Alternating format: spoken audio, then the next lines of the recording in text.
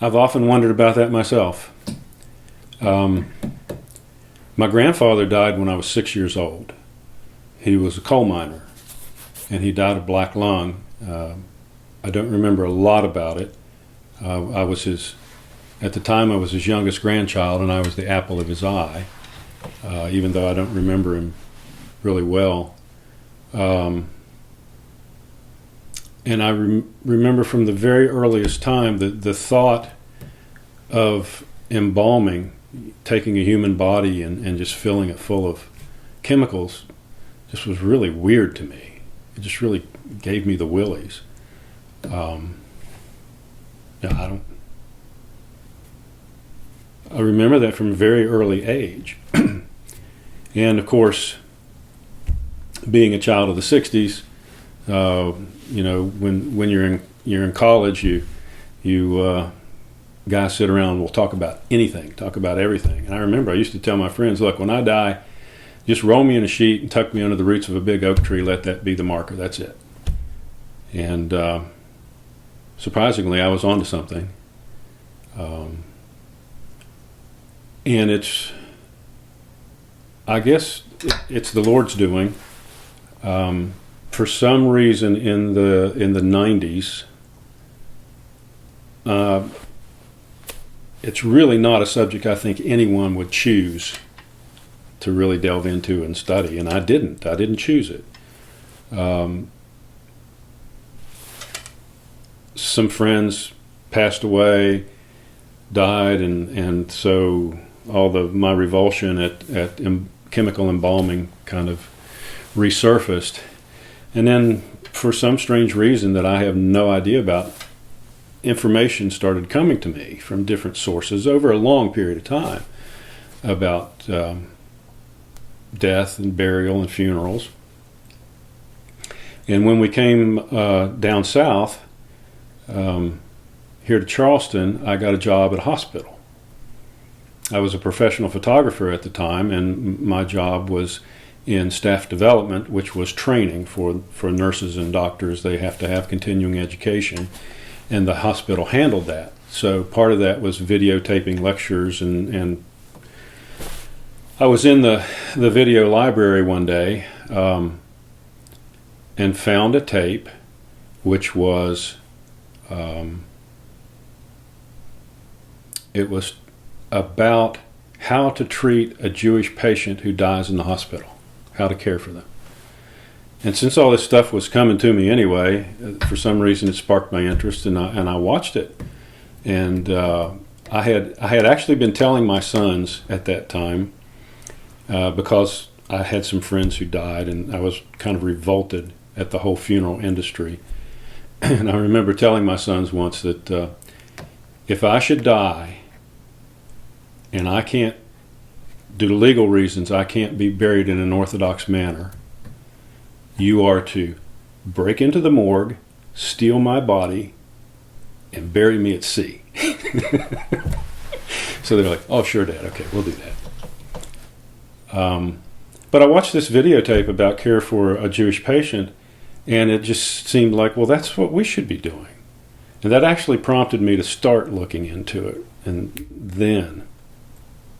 And I found out, yes, our traditions are very much the same as their traditions. We're not as rigid about a lot of things. We operate under grace, not under the law. And so while we have things as they should be, there's always economia, and we can deal with whatever situation we happen to be in. And that really piqued my interest, and that was around the birth of the internet. So I also had access to easy information on the internet, and I started looking into it. And one day I went to the church office, Father John was there, and I said, Father John, I have all this information on Christian burial. Surely you can find a seminarian who needs a thesis, have him write a book. He said, no, you do it. So I was kind of stuck at that point to do it. So it really started as instructions. It was simply an instruction manual for us, for our parish, as what to do when someone in the parish dies. In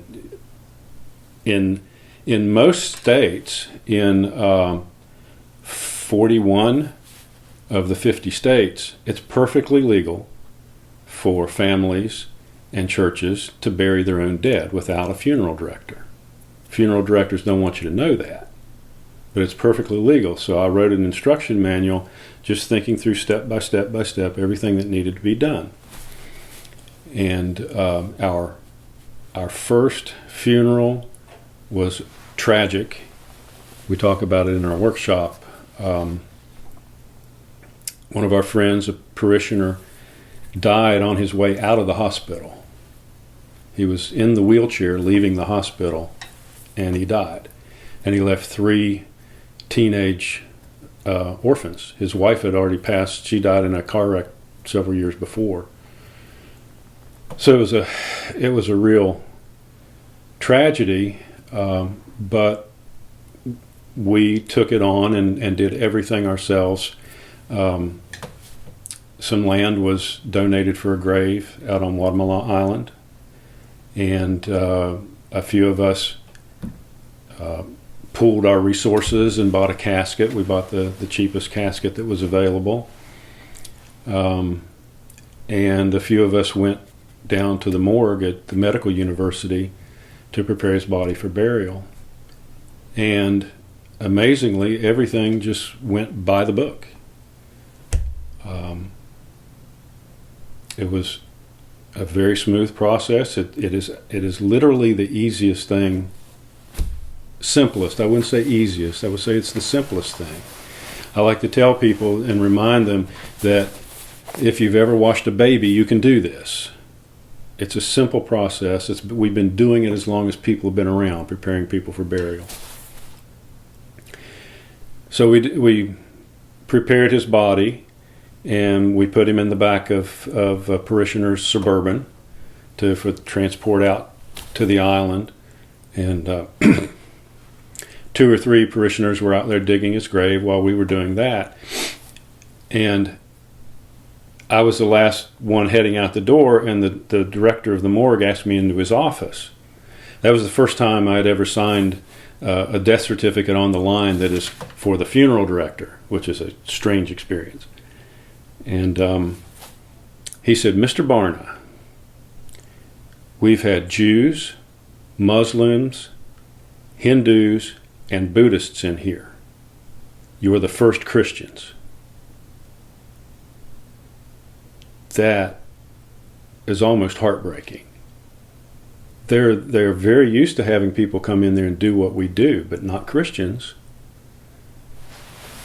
And so we transported his body out. We had the funeral out on Guatemala Island at a small chapel out there, and we buried him in the ground. And that was the very first one. So everything worked. Made some minor revisions and additions to it, and I don't remember how, but people started asking for a copy.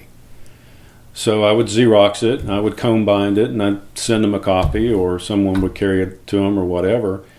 And over about the next, well, we started adding to it a little bit more than an instruction manual, because if you're going to talk about burying people in an Orthodox manner, the first question you have to ask is, well, why should we care? Seriously, why should we care how someone is buried, or if they're buried at all? So that's a very important thing to consider. So the second revision of the book was written for Orthodox Christians. And again, it went around by comb binding. And at some point, we decided, maybe other people who don't know anything about Orthodoxy might like to know why this is important. So we actually added some more information for others who might read the book. And ultimately, after about 5 years, one of those copies made it to California, where then Abbot Jonah read it. And Abbot Jonah decided that they needed to publish it, and they are now the publisher. Of course, Abbot Jonah became Metropolitan Jonah, and we're very grateful to him that he published it. And the book now it's in its third printing and its second edition. So it's really been surprising for us and gratifying, because when we wrote it, we just assumed that everyone would think we're just crazy and just dismiss us out of hand, and they didn't. It's really it's been quite remarkable, the response that people have had.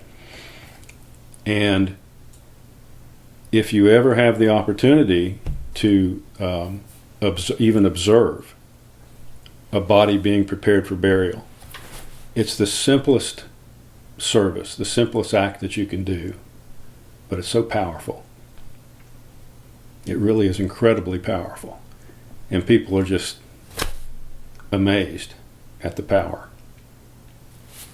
It's a service of love. As it should be. Yeah. I get choked up talking about it. I'm sorry. That's okay. No, it's lovely. It's lovely. Understandable.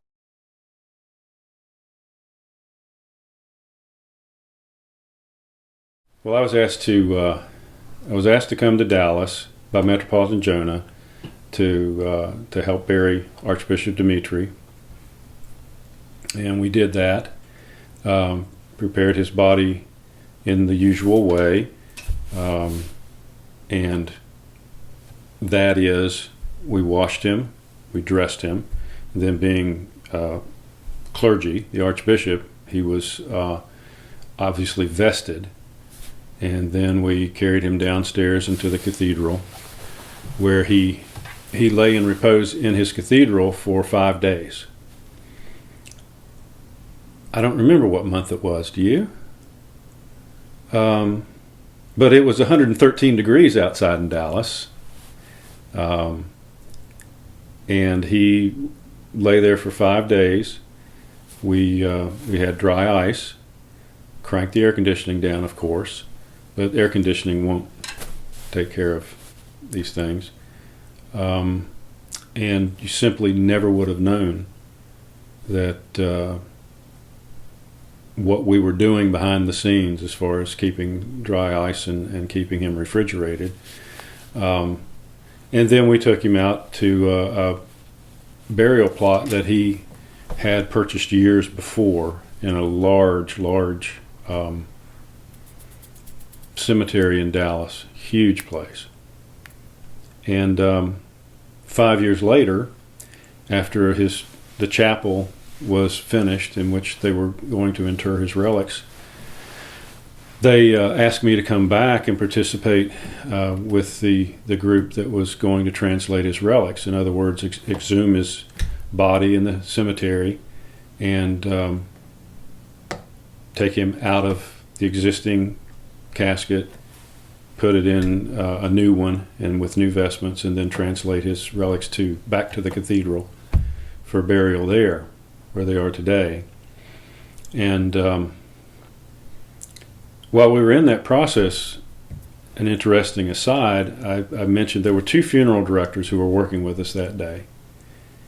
And I asked one of them, I said, well, I guess this doesn't happen every day, removing people's bodies from the grave.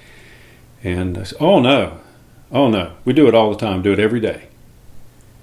And they said that we have such a mobile society that it is a trend that children will actually exhume their parents, cremate them, and take them with them when they move.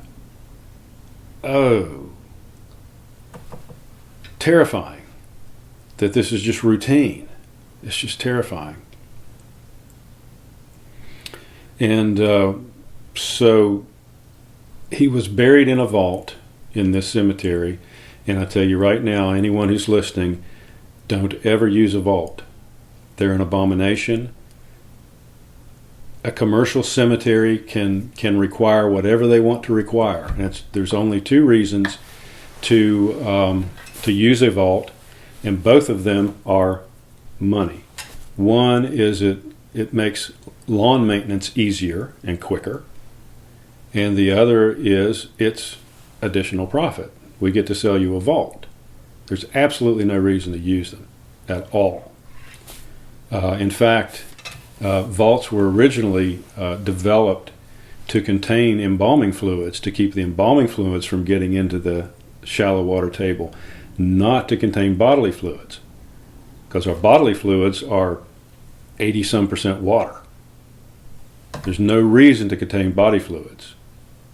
So I was very upset by the fact that he had to be sealed in a vault. So I voiced these concerns, and Subdeacon Vladimir and I actually drilled some holes in the bottom of the casket to at least get the liquid out of the casket, which it did. They removed the casket, they removed the whole vault, brought it into a warehouse. Interestingly, we had to sign a release form, each one of us that was there, and to release the cemetery of any liability for any psychological damage that might occur to us from what we were about to see. And we all thought that was kind of humorous. A legal standpoint, I understand it, but we all just kind of thought it was funny. So they opened the vault and looked inside, and inside the vault there was puddles of water everywhere. Water was puddled on top of his casket, which was a handmade wooden casket made by one of the priests in the area. So the water, the bodily fluids, had leaked out, as they will. They had drained out, but they had no place to go. They were contained in a sealed vault. So he had been in 100% humidity for 5 years underground. Literally puddles this big on top of the casket. And we removed the casket. If you see the pictures that were taken of the casket in the vault, you'll notice, you might not, but I did, there's absolutely no mold inside that vault. Very strange. Mold spores are everywhere. And in a warm, moist environment, mold should have been rampant in there. There was no mold inside the vault. There was no mold inside the coffin. So we removed the coffin and opened it up, and he was completely intact, completely incorrupt. Gravity takes its toll. There was obviously some dehydration, even though he was in 100% humidity. The fluids had drained out of the skin. The skin was looser, and you could see the bones more. But when you see the photographs, you can see the veins in his feet. You can see the veins in his hand. And his vestments were completely soaked. Some of the items in the coffin had deteriorated. Cross had tarnished and that type of thing, which you would expect. But he was completely incorrupt. I was the last person to kiss his hand, literally as the top was coming down. And it's interesting. I kissed his left hand, and there was a tiny little abrasion somewhere on his left hand, very tiny, not quite the size of a BB. And you know how that is. You can see when it's an abrasion, you can see the capillaries, and you can see a little bit of red in the capillaries in there. And for some reason, I just noticed it when I kissed his hand. It stuck with me for 5 years. I went looking for it, and I found it, and it looked exactly like it did when I kissed his hand 5 years earlier. Could still see the red. Yeah. So we very carefully revested him The only damage that was done to Archbishop Dimitri's remains was done by the vault. If his body had been allowed to, the fluids had been allowed to drain out as they normally would into the soil, then he would have been completely incorrupt. He lost a couple of fingernails, simply due to the fact that he soaked in 100% humidity for 5 years. But other than that, he was completely intact. So we vested him, put him in a new coffin, and transferred him to the cathedral, and where he was reinterred there with great ceremony. And he's there today.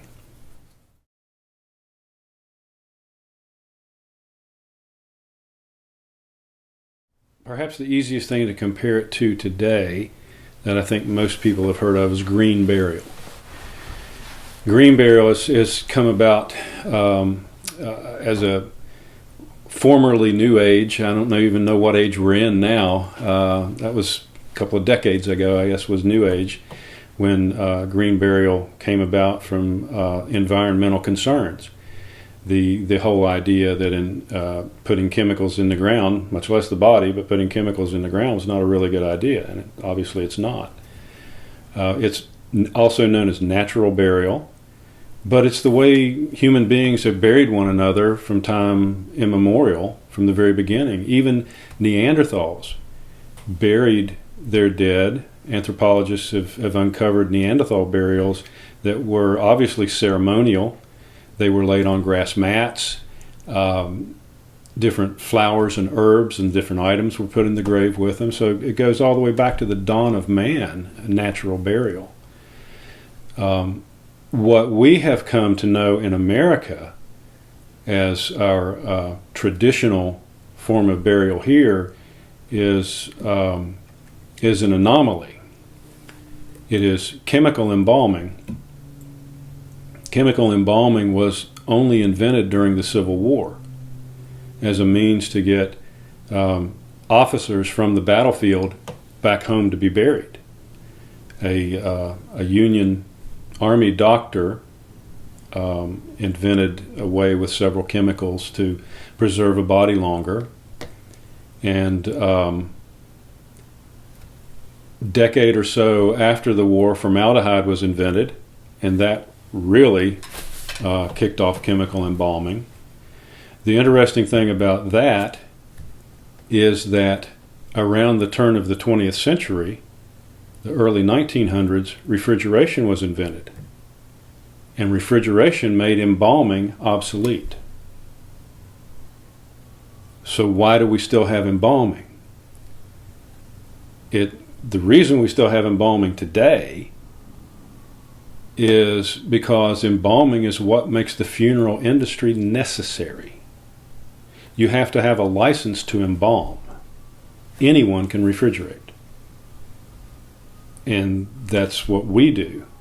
Now, a body will keep perfectly well at room temperature for 24 to 48 hours, depending on what the room temperature is. It obviously varies from location to location.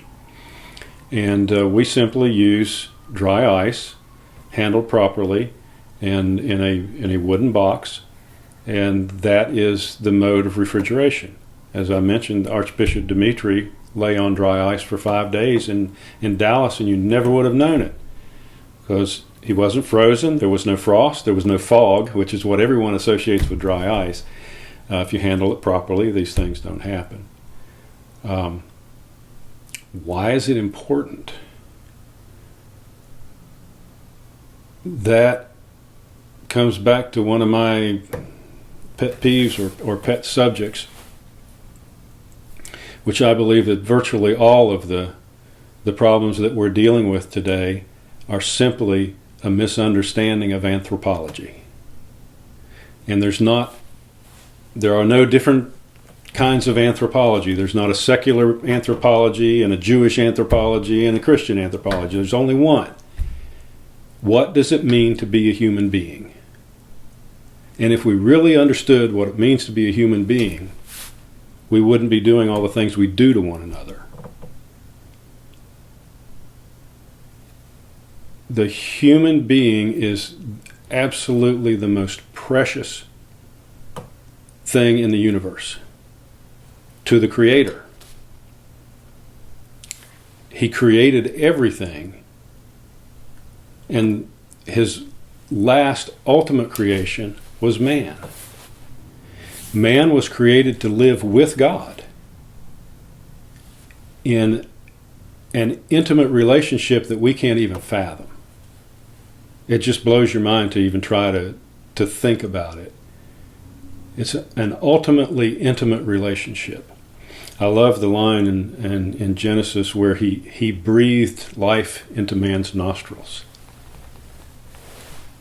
That's a pretty intimate picture. But even that doesn't come close to the intimate relationship we're created to have with God. He created every one of us for that ultimately intimate relationship in love. And that's why it's so important. As Christians, and that's all human beings. As Christians, we call ourselves the body of Christ. Well, how are you going to treat Christ's body? You know, if Christ were here, or if you were there, would you just throw it in the dung heap? Would you burn Christ's body? Would you pump it full of chemicals and prop it up in the corner so you could keep it forever? You know, Christ was embalmed. He was properly embalmed. What the myrrh bearers brought to Christ's grave was balms, and he was properly embalmed. There is a difference between embalming and chemical embalming, which is what we do today. It's really an abomination. My intuition as a very young child was correct. It's completely wrong. And Christians really need to get away from this whole idea of embalming. And cremation is even worse. Shall I go on, or?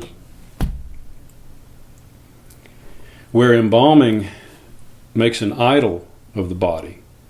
It says, okay, we're going to take Grandma, we're going to pump her full of chemicals, and we're going to keep her for several days.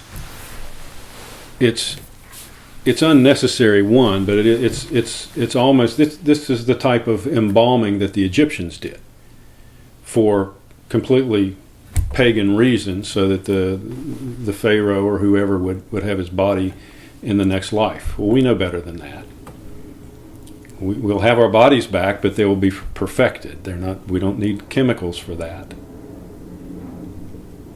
Cremation, on the other hand, just turns it into a waste product. Let's just burn them. Cremation is one of the things that really made the Romans hate Christians very early on, at the very beginning of Christianity. You know, the Romans, they had their pagan mythology, but they were all pretty loosey-goosey about it. They'd accept anybody's religion pretty much. They didn't really believe their own. Most of the people didn't even believe in their own gods. But Christians would refuse to cremate Christians. And it infuriated the Romans, because it was, to them, it was heresy that they wouldn't cremate. And that's how important it was to the early Christians. Human beings, there's a lot of talk these days about, because of our ability to keep bodies viable, keep people alive, and transplants and all of the things, all the technology that we have today, there's a good bit of speculation and talk about personhood. when is personhood endowed? Is it in the womb, or when does that happen? And when it comes to the end of life, when does a person cease to be a person, and all of these things? Well, we're pretty clear on that. Personhood is not found in the soul or the spirit. It's not found in the body. Personhood is a unique combination of a soul and a body handcrafted by God for each one of us. Whether you're a young, strong athlete or a disabled person like my friend with spina bifida. We are endowed by our Creator with a body and a soul that are so closely united that is what makes death so difficult for us. Death is not part of God's plan. And therefore it's not natural. God never wanted us to experience death. We chose it. We chose to marry ourselves to food and clothing and shelter instead of to Him. And the consequence of that is death. And what makes death so difficult is the wrenching of the soul from the body. That we're so closely, that is our person. It's not one or the other, it's the whole thing.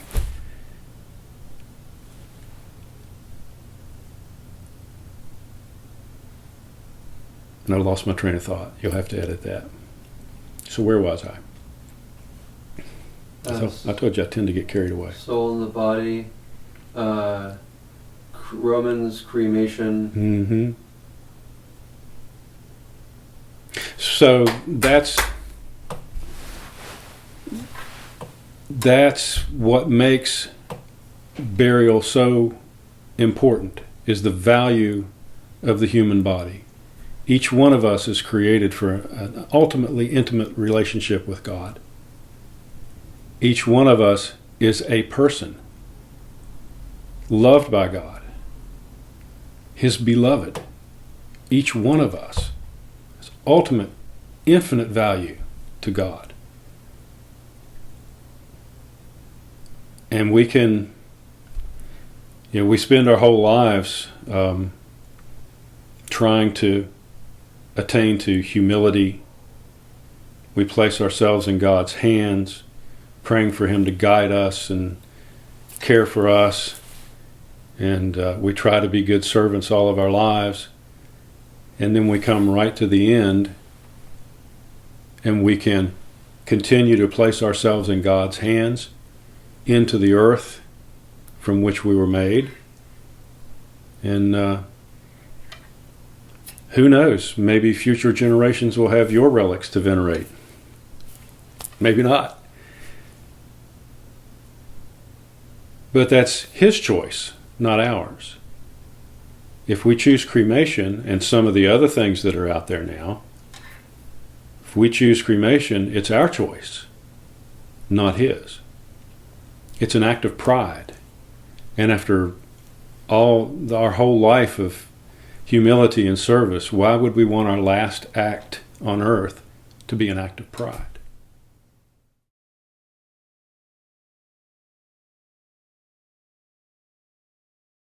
Well, here in our parish, when someone dies, we just naturally assume the parish will do everything. That doesn't mean that we have to. Through a process of years and some comical incidents, we have a very good relationship with the two of the major funeral homes here in Charleston. And if the family wants a funeral director involved, then we work with them to get the family what they need. The main thing for us is that everything we do is for the honor of the deceased and the comfort of the bereaved. We don't want it's a difficult time, and we don't want anything that we do to add to that stress. We're trying to take that away and take on all of the duties and save the family a ton of money. So We try to lay the groundwork if someone is expected to die, if they're in hospice or if they're in the hospital. We try to visit, talk with the administrators, let them know what we do. And an easy way to do that is simply to say it's just like what the Jews do. Every hospital is familiar with having a dying Jewish patient and what needs to be done. It's just a shorthand. We know it's not exactly, and it's not like what the Jews do, but they don't know. They wouldn't know the difference.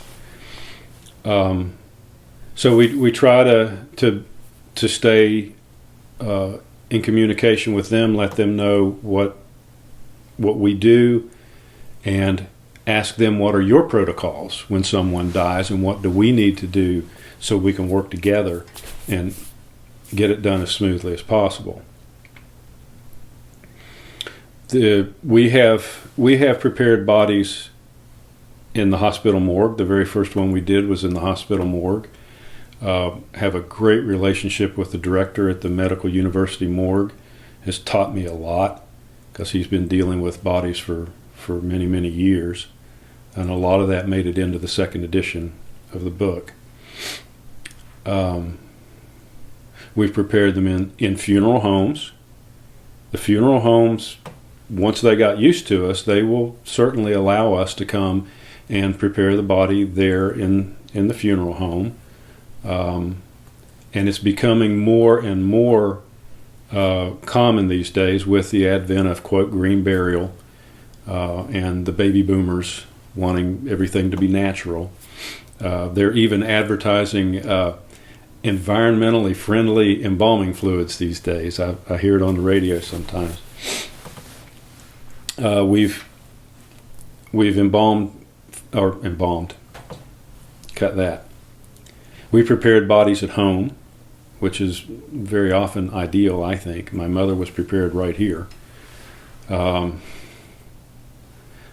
we have prepared people at the church. Our most recent burial, which was not the first, we went to the hospital and got his body, transported him to the church, where we prepared his body right there in the church. The preparation itself, two things I like for people to remember. Number one, it only takes 2 people to prepare a body for burial. And we recommend that you limit the number of people to 5. That's kind of another story. If you want to hear it, I'll tell it. But you don't want too many people in the room. But it only takes 2. It's better to have 3 or 4. So 2 people to actually prepare the body and 1 reader to read the Psalms. This is a service, but when it is, we have created a service of prayers and readings for this, so that we have the proper atmosphere in the room. If there's no reader, you can play liturgical music, church music. You can have a recording of the Psalms playing, but everything is done in great reverence. This is our last opportunity to serve our brother or sister in Christ. Serious matter. The other thing I like to mention to people is, if you've ever washed a baby, you can do this. We simply wash the body from head to toe. We usually start with the hair and work our way down to the feet. The body is covered, and we have a linen shroud, just a bed sheet that we pull down as we do the upper part, and then we'll go down to the feet and work our way back up, and moving the cover as you would want. We do have to pay special attention to the lower abdominal and the private parts. That's where, if odors are going to occur, that's where they're going to start. They're going to, any leakage that would cause odor is going to come out of the bodily orifices. So we pay special attention to those areas. very respectfully, always. And then we will turn the body over, wash the back, top to bottom, the same way, respectfully covered. We use, instead of just soap, we do use an antibacterial cleanser that you can get at any pharmacy. Same type of thing they use in the hospital. It's nothing special. It's just antibacterial cleanser. And that's, I think we all know now from watching TV ads for deodorant, that it's bacteria that causes odor. And the only thing that is going to cause any embarrassment at the funeral is going to be either leakage or odor. So we want to deal with those up front. And in the past 15 years, with dozens of bodies and funerals, we have never had a problem with odor. In fact, we have stopped doing some of the things that we initially did because we decided they were not necessary.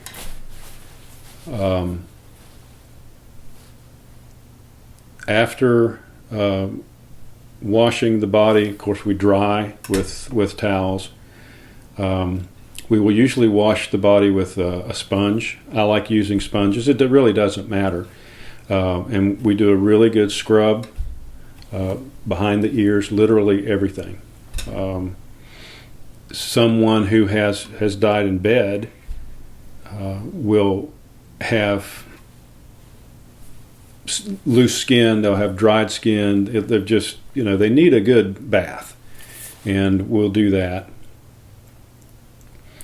And dry the body, and then we anoint the body with oil. We use olive oil. We don't use extra virgin. You want to use the lightest olive oil. Olive oil has its own scent, and we take the lightest olive oil that we can find, and a pint of olive oil with 120 drops of essential oil, any flavor you care. We describe in the book some of the ones you should not use. There are those that are neurotoxins and should not be used for this. But if you stick with rosemary, my mind's drawn a blank, but there are several different ones that you can use. But a pint of olive oil is enough to prepare probably 2 bodies. And we'll take sponges again. I will usually wring out and rinse the sponge that I used and just dry it, and liberally coat the whole body with olive oil from head to toe, everything. And it's phenomenal. It's a very, very odd thing, but it's phenomenal. The effect that olive oil has on the skin. When you come into the room, if you've never experienced a recently deceased body, there's no other way to describe it. There's a pallor of death. And yeah, you can recognize that, that's Dad, but he doesn't really look like Dad. But by the time we have washed, we will trim the hair if we need to. We trim the nose hair, the ear hair. We do everything. The way I like to describe it to new people who have not done this before, whether they're family members or others, they ask, well, what are we going to do? And just imagine for a minute that you've been called to greet the king. The king is called. Come to the palace. What are you going to do? You're going to prepare, right? You're going to wash. You're going to do your hair, maybe get a haircut, put on some nice fragrance, put on your best clothes, and prepare to greet the king. Well, that's what we're going to do for your grandmother. she's been called to greet the king. And by the time we wash, anoint, and clothe this person, they look like themselves again. It's not miraculous, but it's very close to it. It's a phenomenal thing that happens. I still get very emotional about it every time I do it, as a matter of fact. Did that answer your question? Did we get there? Yeah. Well, what happens next? The body's been anointed. Mm-hmm. Now, does it get put into the coffin? What are the next steps? Well, once the body's anointed and we clothe it, and there are some steps involved with clothing that it helps to learn how to put the clothes on without getting into too specific and dragging it out. Once the body is dressed, then we conclude the service of the readings, and the preparation of a body for burial generally takes about 45 minutes. And the service in the book runs about 45 minutes, so they usually end up about the same time. And then we will take the body. We want to have the coffin there, casket or coffin. There is a difference. And we will place the body in the coffin on some dry ice. Usually about 2 pounds of dry ice, and you want to have it just right under the kidneys, because the abdominal area is where all the organs are, and that's why in the chemical embalming process they literally puncture all of the organs and suck them out and flush them down the drain. So the reason they do that is to control odor, and we're careful about that as well. So that's where we want to concentrate our refrigeration is in the abdominal area. And once the body is laid in the casket, on that dry ice, we will place about a pound on each side and then another pound on top. And that's the initial refrigeration. Then we'll close the casket. If you have a flat lid and you can't close it with the dry ice on top, then we just take the dry ice off. And we will place in any location where this happens, whether it's a home, a funeral home, a hospital, or a hospice, then we will take the casket. Of course, if it's in a funeral home, they're probably going to have the vigil there. Sometimes not. Sometimes the family wants the vigil at the church, which is certainly where it should be. Sometimes people just want a hearse. They just want to have a hearse, and they're willing to pay for it. The hearse will bring the casket in that case, but we will load the casket into a van, a Suburban. They fit perfectly into a minivan and transport to the church. And there we take the casket into the church, and it's placed in repose in front of the ambon, right in the center of the church. Now, if you're a layperson, there are only 3 times in your life that you will stand in honor, in the place of honor in the center of the church. At your baptism, at your wedding, and at your funeral. So the deceased is in a place of honor in the middle of the church.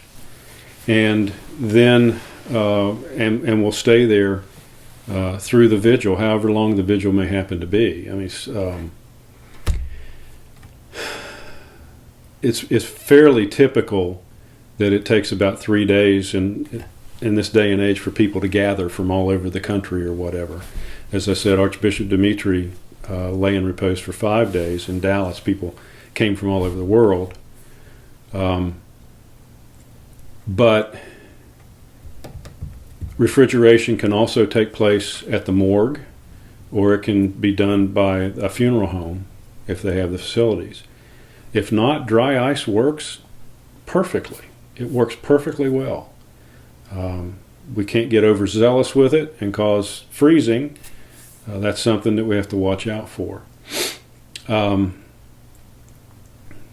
ancient tradition is that the Psalms should be read over the body from the moment of death until the funeral, except during services. And there were several services during Archbishop Dimitri. So the way that I handle that is the ice that is under the back. Of course, we're not going to remove the body to put more ice on it. So we keep ice on the sides and on the top. And the body lays respectfully in the center of the church until services. And when there's a service, we'll take the ice off, place it in a styrofoam cooler right under the catafalque, the stand that the casket is on, and have the service. And then after the service, we'll put it back on. I just got in the habit of using my own vestments to cover the body when the ice is on it, so that they look nice. They have a nice gold cross and they look good. And I would just take it off and lay my vestments on the body to cover the dry ice, so people can still come and pay their respects and not see the dry ice is on there. And did that for 5 days in Dallas with Archbishop Dimitri. So over a layperson, the psalm should be read, and over priests and bishops, we read the Gospels.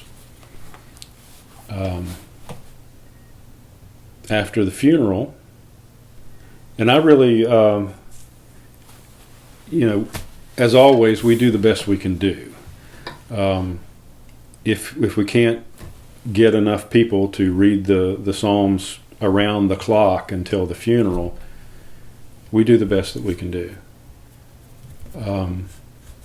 After the funeral, we take the casket back to whatever conveyance we have, and take it to the funeral or to the cemetery and have the burial, graveside service. Here in Charleston, a lot of people like to go to St. Mary and Martha Monastery, which is a natural graveyard. They don't move any trees or anything. All the graves are in amongst the trees, which is beautiful, very nice. The advantage of being buried in a monastery is that you're prayed for every day, and which is wonderful. But we have prepared bodies here in Charleston for burial in New York, New Jersey, Pennsylvania, North Carolina, and Romania. We got a call once to prepare somebody who was going to be shipped to Romania, and it was, we were honored to do it. People often ask, well, what about the non-Orthodox?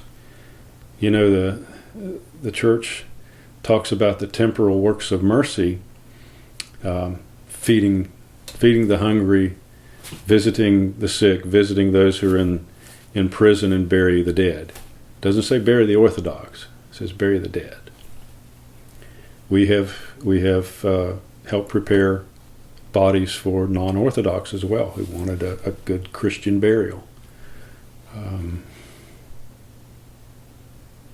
There are no federal laws regarding funerals.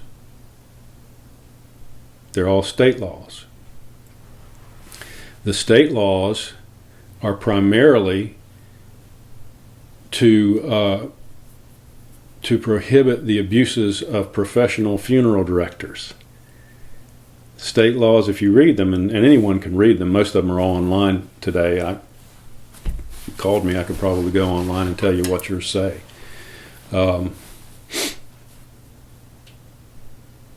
They are directed at professional funeral directors.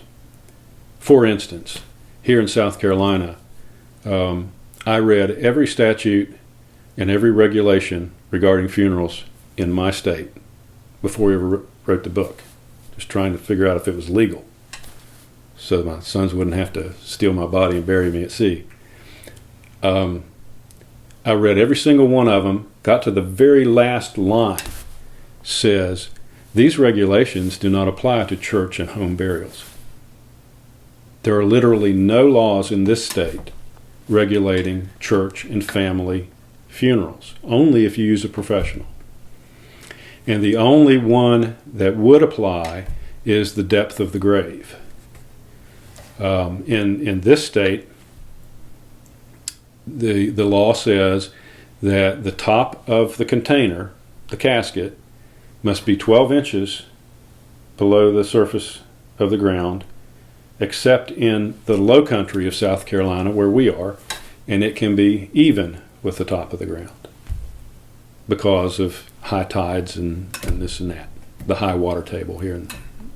So there are literally no regulations in this state.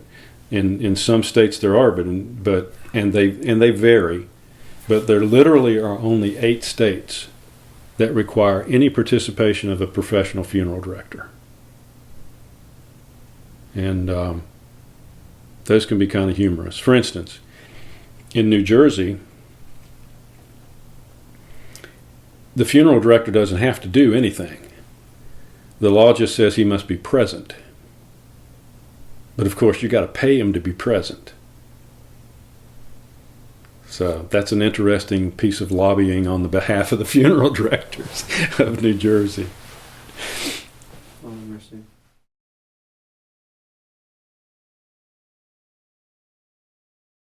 As I said, there are no federal laws regarding funerals or the transport of bodies across state lines. It's perfectly legal for you to transport a body across state lines. What you need, and it's kind of important, is different states may call it different things, but here it's called a burial, removal, and transport permit. We don't want people just driving around willy-nilly with dead bodies in their car. So this is a piece of paper that if you were to get stopped, would tell the policeman, it's okay, I have a permit, I'm on my way to the cemetery. And this permit follows the body all the way to the cemetery, and it's kept on file at the cemetery. There is a death certificate that will need to be applied for. It does. Different states and different locales vary, and you need to check your state. It's usually within something like 10 days of death. The death certificate must be filed. A lot of that is done online now, which has made it harder for me. It's made it harder for us individuals and people who are in funeral ministry to do, because it's set up for licensed funeral directors, and they've made it actually more difficult for us. It takes longer. The doctor has to sign the death certificate, and he fills out the section on there about cause of death, time of death, and all of those things that he would know. And the rest of the death certificate is statistical information. It's I think some people have a misconception about death certificates. It's for statistics. This is how they keep stats. Where were you born? When were you born? What education did you have? And there's a lot of personal information about the person, and then the doctor's information about how they died, why they died, and all of that. And that goes and it's tabulated by the departments of health or the CDC or whoever. And that's how we get a lot of our death statistics. They come from death certificates. Of course, the death certificate then is used. You can't even publish an obituary without a death certificate, which surprised me the first time I ran into it, but it makes perfect sense. People could really cause some mischief if they wanted to put an obituary in somebody who wasn't dead. So you have to have a death certificate for insurance reasons, to publish an obituary. There are a number of reasons that you need to have that. And when you get it, you should get at least 20 copies. It's cheaper and easier to get it at the time of getting the original, because some different needs will accept a copy. Others want a certified copy, which means it has to have an original stamp on it. It can be a copy, but they have to put an original stamp on it. So go ahead and get 10 or 20 copies at the time. To my way of thinking, the most important legal documents that you need are before passing. Everyone, we always start our workshops with this and end our workshops with this. Everyone needs to do their paperwork. Please do your paperwork. We've made it as easy as possible. The OCA asked us to create a group of forms that have just about everything that you need and everyone should have them. You should do them now. They include healthcare power of attorney. The healthcare power of attorney is you name someone who can make decisions for you if you're incapacitated and can't make decisions for yourself regarding your health. If you're in a car wreck, you're in a hospital, you can't communicate, someone needs to be there to make decisions for you and tell them what you want. This is a form that appoints that person. And there is also an alternate in there in case that first person is not available. The second form in this package is a desire for a natural death or advance directives for health care. This form is the form that you fill out to tell your person with power of attorney, this is what I want you to do. And it's fairly user friendly, but it has some legal language in there because it has to. But you tell this person, I want them to use every possible means to keep me alive as long as they possibly can. Ventilators, feeding tubes, whatever, that's fine with me. I want to stay alive as long as possible. To the other end, which is, I don't want any of that. Let me go naturally and let me go whenever the Lord calls. And it's your choice, but you have to have this. I think most of us are probably aware of in the last couple of decades where highly publicized court cases have come up where one party wanted to pull the plug and the other party didn't, and it turns into a huge hullabaloo. This circumvents all that. You have a person who is named and who knows what it is, how you feel about it, and can make those decisions for you. And you will find these forms in a package on the OCA website, oca.org. That's right, isn't it? oca.org. And you can. We made these packages for them, and they quickly buried them as far as they could on the OCA website. But you can search a gift for my loved ones, and it's exactly what it is. This is a gift for your loved ones. You do the hard work so they don't have to. Because I can tell you, after 15 years of dealing with this, I can tell you some real horror stories. Absolute horror stories about people who died without having their paperwork. And you also need to have a will, but that's we cannot provide that for you. But you should work with an attorney and get a will as well. I don't care if you're 25 and just starting out or you're 85. You need to have this paperwork, and it needs to be on file. You need to have originals. You need to make copies for your power of attorney. and I recommend that a copy be kept in the church office for all parishioners, so that if an emergency should happen, these papers are available.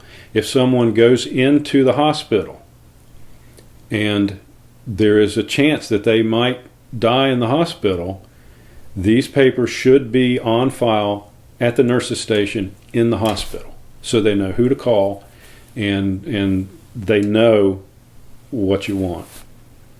The second package that's also on the OCA website is called Another Gift for My Loved Ones. Again, you can search that one. If you have any trouble finding them, just contact me and I can send you a copy, or I'll send you the link.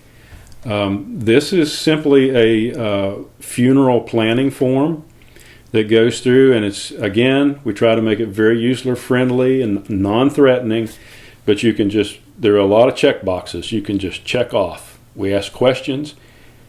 Who would you like to prepare your body? And you can check my family, the church, a funeral director.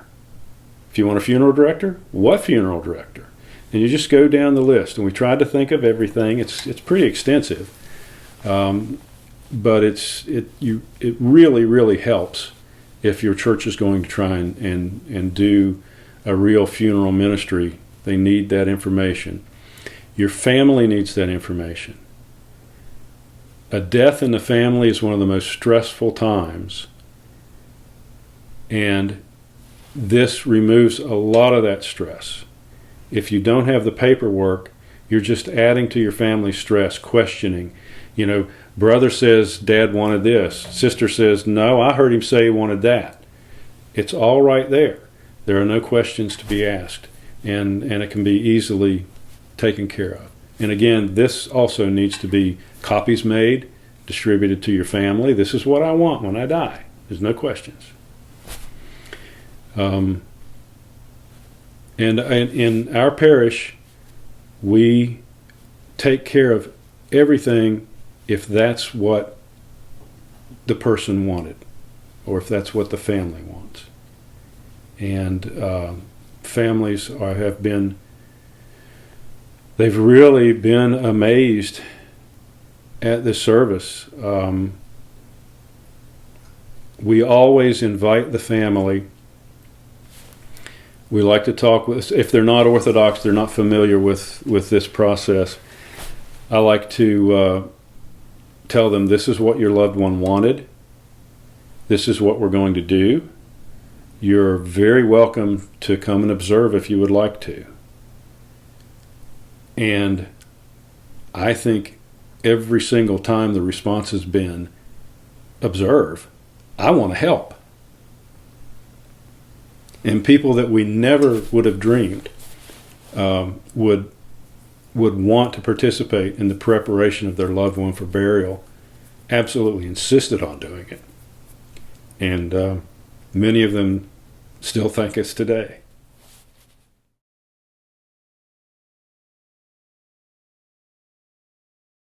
Our culture is, basically our culture doesn't deal with death. That is the signature of our culture. We don't want to deal with death. And I think of it as we're schizophrenic about death. On the one hand, we glorify death on TV and movies and video games. And on the other hand, we act as if it ain't never going to happen to me. We don't want to think about it. We don't want to deal with it. So we hire professionals. We've created an entire industry. Natural burial or traditional Christian burial, as I describe it, is still the norm in most of the world. It's still the way people deal with their dead loved ones. Some cultures do cremate, but that's a whole nother story. But basically, burial is still the standard, and natural burial is still the standard throughout the world. Now, in America, of course, we're capitalists. We're all business oriented, and the rule there is grow or die. Right, the business rule: grow or die. So, over the past few decades, we've really started exporting our idea of funerals to the rest of the world in order to expand the market. And it truly is an abomination. Not sure what else I can say about how Americans deal with death. We really just don't want to. And that's why it's so important for Orthodox Christians particularly, but all Christians. All of the fathers tell us to remember our death. St. John Chrysostom encouraged his parishioners to go into the cemeteries and pray for the dead in the cemetery, as a reminder that tomorrow that's you. I'm the one that's going to be in the ground tomorrow. St. Silouan of Mount Athos said, keep your mind in hell and despair not. That was, remember your death and remember the judgment, but don't despair because Christ has conquered all.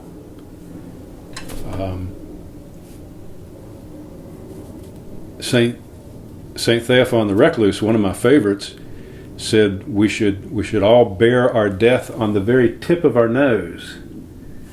So it's always right here. It's right in front of me at all times. St. John Chrysostom also said that if we feared sin half as much as we fear death, we wouldn't sin. And there would be no reason to fear death. Death can't separate us from God. God is the author of life. The only true death is separation from God, because God is life. And death can't separate us from God. Only sin can do that. So we need to cultivate a fear and repulsion of sin that will overcome the fear of death. And we'll stop sinning and stop fearing death. Can you talk to the virtue of traditional Christian burial for the grieving process? Yes. My experience with ancient Christian burial and regarding the bereaved family has been, it's been really remarkable. I have experienced in my life, I've experienced the grief of losing loved ones. We cared for 3 of our parents right here in our home for 6 years as they passed. And I think many of us know that Muslims and Jews have strict requirements that on the time that it takes to get someone in the ground, that they need to be buried within 24 hours in many instances. We don't have that. But it is still important to make it happen as soon as possible. I speak from my own experience, and it was a valuable experience. I won't go into it, but I'm sure many other people have had the same experience, that when a loved one dies, the family is sort of in limbo. We're sort of in a state where it's not really done yet. We're not finished yet. We're still waiting for the funeral to happen. So from that, in that regard, it is important that the funeral take place as soon as possible. No requirements, but as soon as possible, so that the family can then truly begin the grieving process and truly begin the next phase of their life without that loved one. And people have expressed to us over the years just how important it was to them to participate in the preparation of their loved one for burial. I wouldn't say I was surprised, but I really didn't expect that type of reaction. But it really is very powerful to be able to do that last thing for your loved one, to perform that last service. As Christians, it's our last opportunity to serve a brother or sister in Christ. But as a family member, it's your last opportunity to serve your mother, your father, your brother. My sons helped prepare 3 of their grandparents for burial. We had a dear friend and parishioner of ours died, and before he died, several months before he died, a young lady called me on the phone one Sunday afternoon, and she asked if this is Deacon Mark, and yes. And she said, my granddad said, when I die, call Deacon Mark. He knows what to do. She said, what does that mean? So I explained it to her. And he died, and we transported his body because of some legal complications to the Medical University morgue. And a group of us met outside the morgue waiting to go in to prepare him for burial. And these 2 young people come walking up, a petite little lady and a big Marine come walking up, and they said, are you Deacon Mark? Yes, I am. And they introduced themselves. It was his grandchildren, the girl who had called me and his grandson. And they said, the Marine said, Mom told us to come down here and find you. What are we going to do? So I explained to them, we're going to prepare your granddad to meet the king. And when you go inside, this is what you're going to see. I don't like surprises, so I like to tell people who are going into a morgue for the first time, this is what you're going to encounter. And they came in and did the entire preparation under my direction. And that's when it occurred to me that these 2 kids in their early 20s were paying their grandfather the greatest honor that they could by doing this for him. And how proud he would be of them for doing that. It's very, very powerful to be able to do that. And it's an honor, but to be able to do it for any child of God. But it's a very powerful and moving thing. And we've had we've received a couple of converts just from the funerals that we've performed. And some people have come back to the church after many years from one of our funerals.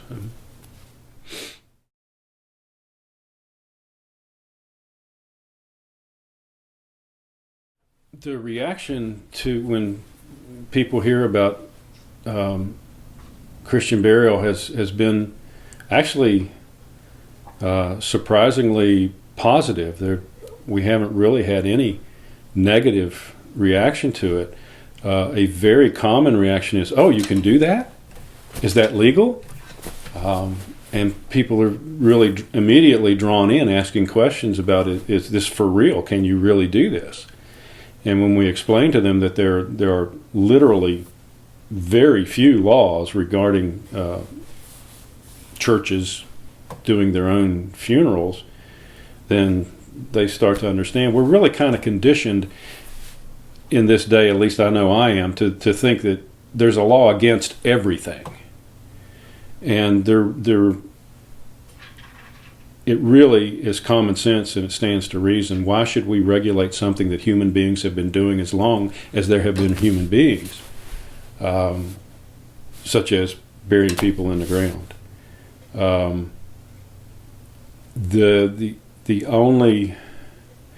We've had some negative response, obviously, from professionals because we're eating into their bottom line, but not much. It's not really enough to disturb them. They are now offering green burials themselves. They are offering, quote unquote, ecologically sound embalming, which is kind of crazy. But we deal with our funeral directors directly now. Part of the problem is that we're Americans and we're used to dealing with businesses, but we don't treat the funeral industry like any other business. It's a fascinating thing. We don't shop for funeral directors. We wait until it's too late, and then we go to whoever we used the last time or whoever the family funeral director is. It's a really interesting thing that when you look at demographics, you would think that the demographics of a particular region would determine how many funeral directors that market could support. Yes, the death rate is this. It can support X number of funeral directors. Nope, not in the funeral industry. That's not the way it works. Every other business, yes, but not the funeral industry. In the funeral industry, if you almost always in any locale have more funeral directors than the demographics would dictate. And if what happens with the funeral industry is if you don't have enough business to support the number of funeral homes, instead of funeral homes going out of business, they raise their prices so that they can get by on fewer funerals. It's just phenomenal. It's really fascinating. I've been in business all my life, and it's fascinating to see a business that just doesn't operate like any other business model. So we had some, I wouldn't say objections. I would like to say this to everyone. The last place you want to go for information about a funeral is to a funeral director. That's the last place you want to go. They will lie to you every time. We were very kind to the funeral industry when we wrote our book. We hadn't had all that much interaction with them. But after 15 years of this, I've had it up to here. They lie to our bishops, they lie to our monasteries, they lie to everybody. They'll tell you you have to be embalmed in order to be buried. That's an absolute lie. There is no state in the United States that requires embalming. None. Zero. It's not required. They'll tell you if you're not embalmed, you have to be buried within 24 hours. That's a lie.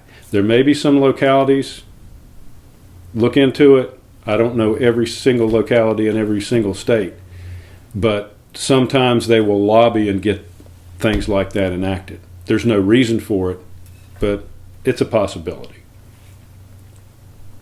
They'll tell you you can't translate a body across state lines without a license. That's a lie. We do it all the time. Well, not all the time, but we've done it many times. As long as you have the burial removal transport permit, no problem.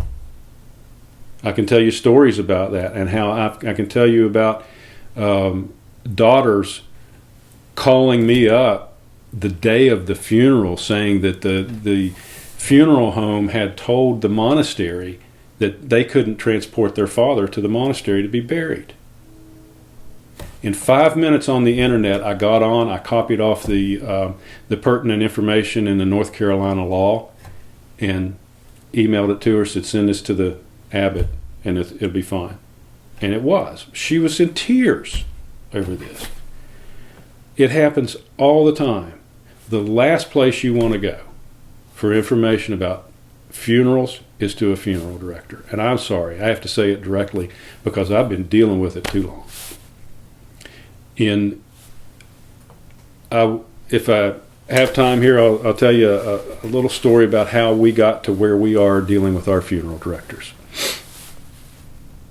When my father-in-law, before he moved in here with us, he was in the beginning stages of Alzheimer's, and he went and made his own his own funeral arrangements.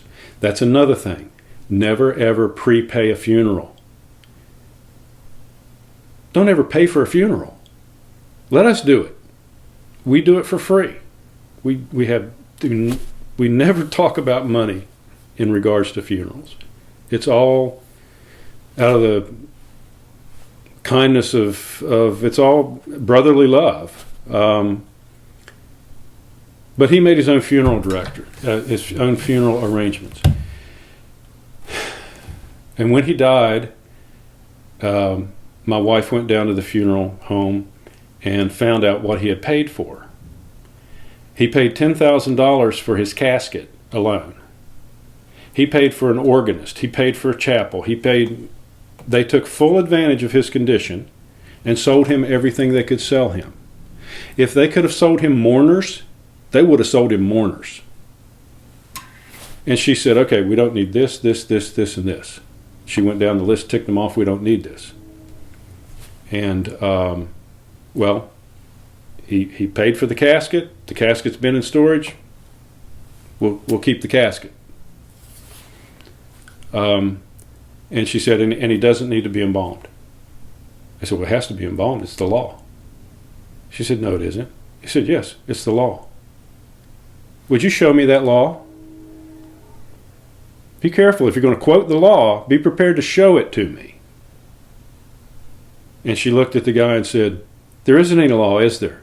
And he kind of hung his head. She said, well, then let's get on with it. He's not going to be embalmed. A few years later, parishioner died, and his best friend, who was tasked with making the arrangements, practically begged her to come. He was totally distraught and needed someone to hold his hand and help him through this process of making the arrangements. And she went with him. And they were sitting across the table from the funeral director, and he said, oh, he has to be embalmed, it's the law. She said, would you show me that law? And the funeral director just said, oh, Mrs. Barna.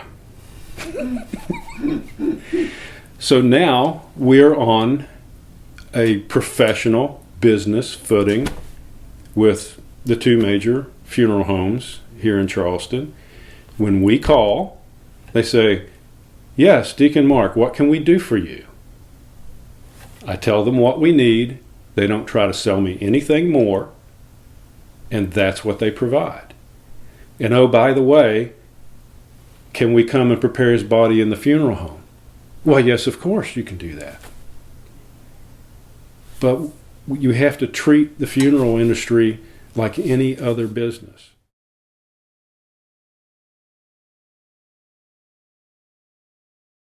Number one, if you have a group that is interested in beginning a funeral ministry, number one, you need to know the law.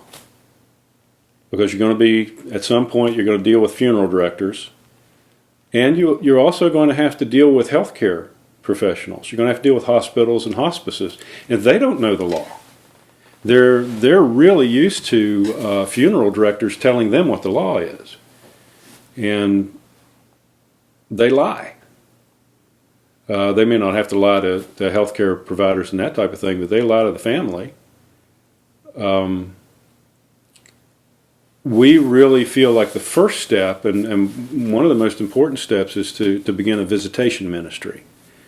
You know, if a church of any size, if you're getting up over 50 to 100 people in there somewhere, it becomes very hard for the priest to do everything, and it can be really helpful for people to visit shut-ins, visit people in the hospital, have a visitation ministry. There in most parishes, there's usually someone who is that person, and it's wonderful. If someone's sick, they're there. They just visit, and it's great. But what if they're not there? And a visitation ministry will help the shut-ins, it will help the people in the hospital, and it helps the priest, because you can report to the priest what he might not see when he's there, or what people are saying when the priest is not around, and things like that. And you can communicate that way. The next thing is do your research. I actually did a spreadsheet on the funeral homes in the area. Federal regulations, the Federal Trade Commission does regulate professional funeral directors, and they are required to provide you with their schedule of services and their prices. They will tell you that we don't provide that, but you can tell them you're required to. And you can go on the FTC website, and you can search regulations and find out what those are, so that you can talk with them intelligently. And I prepared a spreadsheet of the rates in our town for the different services, just for my own, at the very beginning, just for my own information. I haven't updated it in 15 years because we do everything ourselves, and families, if they actually wanted to shop, which has never happened, it should, but it doesn't, then I would just take on that task for them, and I would go back and update those services. So know the law, start a visitation ministry, and do your research. And remember, it only takes two people to actually put their hands on a body. If you have two people who are willing to do that, you can do this. And to those people, I would remind them, if you've ever washed a baby, you can do this. It's the same thing. There are some techniques to moving a body, and that's where usually the people who are most interested in actually doing the preparation will be healthcare workers, nurses, doctors, and other healthcare professionals. They see it as a natural extension of what they've been doing all their lives, of what their career is. They take care of living people every day in the hospital, and this is just the next step. And hospice workers, we've had amazing reactions from hospice over, wow, that's wonderful. We had one social worker in a hospice tell us that this was actually what she thought she would be doing when she went into social work. And she found out it's a whole different thing, what she has to do now. That's the primary thing.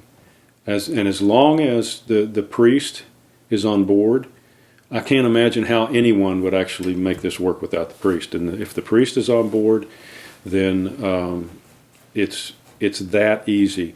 For many, many years, probably the first 10 years or so. And remember, this is not something you're going to do every day. We had a funeral here 3 or 4 months ago, and it was 2 or 3 years before that we had a funeral. It's not something you do very often. So we tend to overcomplicate things and over-organize everything. But for about the first 10 years here, our funeral ministry was me, my wife, and Father John. That was it. And we would recruit pallbearers, which the family often takes care of. But when you think about it, there are many, many, many things that parishioners can do in this process. They can make phone calls. If people are flying in from out of town, someone can pick them up at the airport. You can provide meals for the family. Make phone calls. I think I mentioned that. Write the obituary. Help with flowers. A myriad of other things which you can organize in whatever fashion is best for your parish. Our parish has gotten to the size where we're getting a little more organized these days. We've actually reached the point where we can have a male and female team to do the preparations, which is beautiful, but it's not entirely necessary. There is nothing untoward about what we do in the preparation of a body for burial. It's all very respectful. It's all for the honor of the deceased. And I have participated in numerous preparations of female deceased parishioners, and but it is wonderful. It's beautiful when women can take care of women, men can take care of the men. Now, generally, when the women are preparing a body for burial, the men will then come in once preparation is complete and she's dressed. They'll come in and put her in the casket and take the casket. So.